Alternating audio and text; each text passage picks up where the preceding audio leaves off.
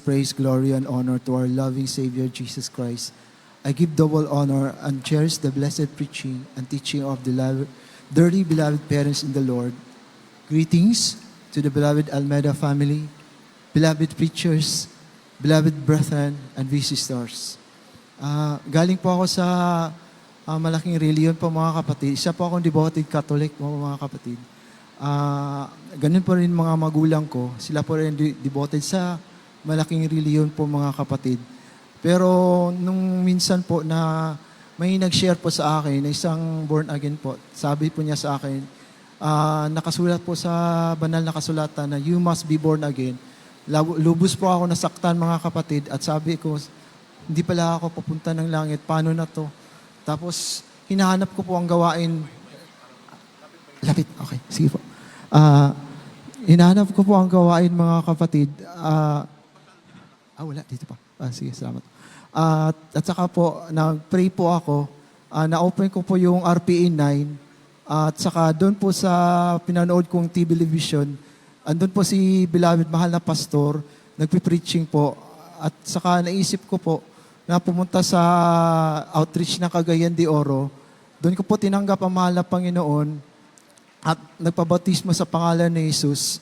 Hindi po alam ng mga magulang ko po na ako po isang born again na. Lubos po silang nagalit sa ginagawa ko po. Di naman po ako natinag po. Tapos ang ginawa ko na lamang po, nagpatuloy po ako sa pagsamba. At saka po, dumadalo na rin po ako kahit sa pagpupuri po ng mga beloved workers po. Kahit sa umaga po hanggang gabi po. Pero para sa akin, masyado pong madali po yung oras. Di ko po alintana po na tapos na pala yung pagpupuri nila.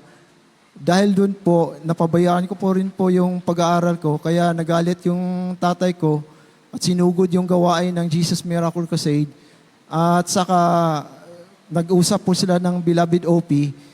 Tapos po dun, sinabi po na Beloved OP na pabayaan na lang po. Ngayon po, kinausap ko po yung tatay ko at sabi ko sa kanya, pwede po ka bang dumalo sa gawain ng Jesus Miracle Crusade? Kasi po, siya po isang devoted Catholic po. Tapos sabi ko po sa kanya na, alam ko po may karamdaman po yung tatay ko sa kidney stone po. Bawat uwi po niya galing sa abroad po, nagpa-laser po siya. Pero bayad naman na po ng company, kaso lang, every year po yun, pag umuwi siya, doon na rin po yung pagpapagaling niya. Tapos nang-share ko siya sa gawain dito sa Jesus Miracle Crusade. Nagtataka lang po ako, hindi naman niya sinabi sa akin, dumalo siya sa Jesus Miracle Crusade at nagtataka ako, pagkatapos nung tinanggap niya mahal na Panginoon, hindi siya napabautismo, pero tinanggap niya mahal na Panginoon, umuwi siya. Nagtataka ko, bakit magaan na yung niya sa gawain ng Jesus Miracle Crusade. May milagro parang nangyari, hindi lang niya sinabi sa akin, sinabi niya sa nanay ko, at hindi naman sinabi ng nanay ko sa akin, sinabi niya sa kapatid ko, na nakaihi pala siya ng bato, na napakalaking bato daw, na imposible daw niyang mailabas, pero nakaihi siya doon. Tapos nagtataka ako na bakit ang gaan na ng loob niya. Kaya noon po, pinapayagan na po niya ako. Kaso lang, napabayaan ko po yung pag-aaral ko. Tapos, bumalik po ako sa pag-aaral ko. Medyo nakalimutan ko na po yung Jesus Miracle Crusade. Hanggang nakapag-abroad, bumalik po ko na 2017. Noon dati po, hindi po ako nagbibisyo. Ngayon po, nung umalis po ako sa mahal na Panginoon, lagi po ako nagiinom na po. Ngayon po, maraming paalala yung mahal na Panginoon sa akin. Kinalimutan ko na lang po kasi iniisip ko mas masaya sa labas po. Pero po nung 2017 po, nagkasakit po ako ng hypoglycemia po. Bumaba po yung potassium ko. Halos mamatay na po ako. Tapos nung panahon na yun, nagsumamo ko sa mahal na Panginoon. Bigyan po ako ng isa pang pagkakataon. At gusto ko pong pagsisilbihan siya at gusto ko pong magpupuri sa Kanya. Kaya po, nung panahon na po na yun na andun po ako sa Saudi, na umuwi ako dito po sa Pilipinas, nung nag-join na po ako sa outreach po ng Cagayan de Oro po ng na gawain. Doon po gradual po yung healing na binigay ng mahal na Panginoon sa akin. Amen. Hanggang Hallelujah. tinanggal po niya yung mga maintenance ko po. Hanggang wala na pong maintenance na iniinom ko. At saka latest po na lang naman na patotoo ko po, nung panahon na po yun na umuwi ako noong December sa Cagayan de Oro po,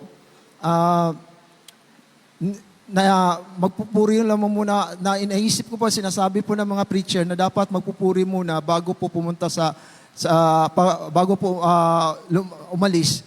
Kaya ang ginawa ko po, nagpupuri po ako, tapos nang andun na po ako sa airport, yung ticket ko po, kulang po ng junior po, kaya hindi na ako na pinapasok sa airport po.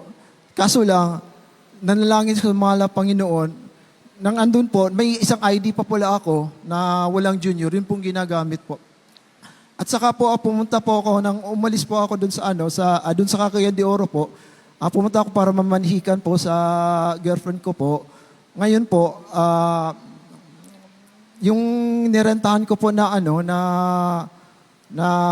sasakyan, nagka-clutch sliding po siya.